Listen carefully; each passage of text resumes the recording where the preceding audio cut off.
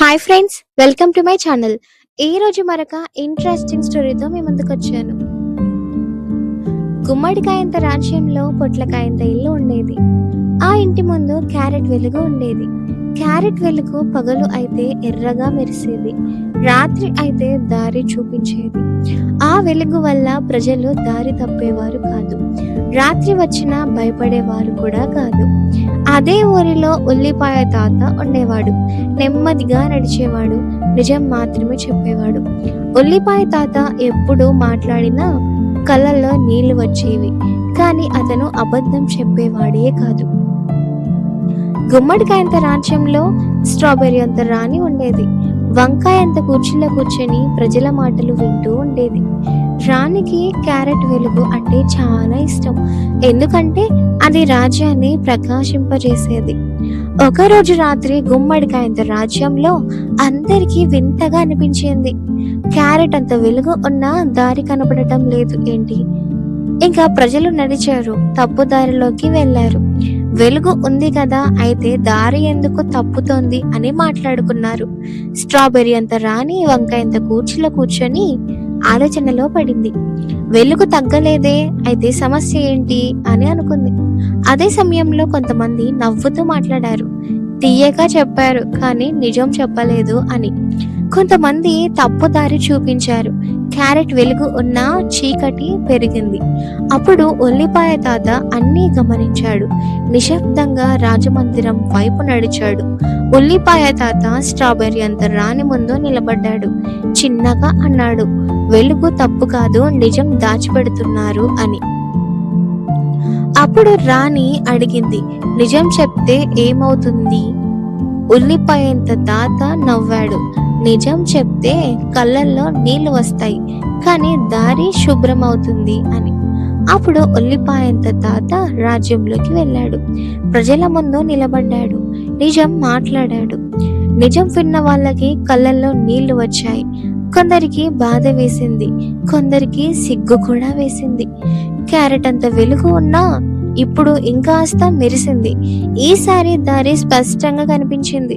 ప్రజలు సరైన దారిలో నడిచారు, తప్పుదారులు మూసుకుపోయాయి.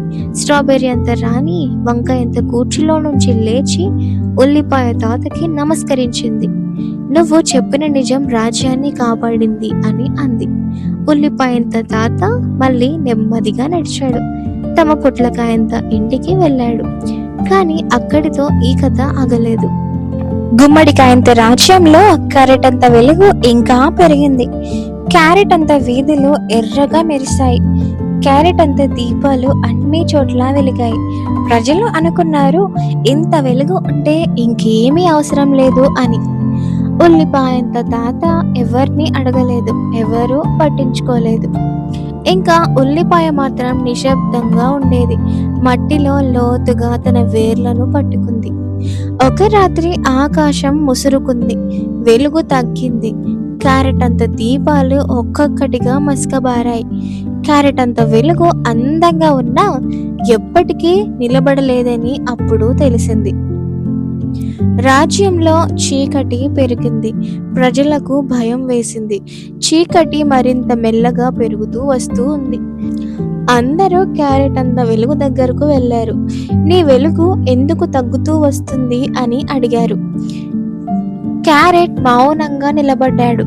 అప్పుడే నేల నుంచి ఒక స్వరం వినిపించింది. అది ఉల్లిపాయ స్వరం.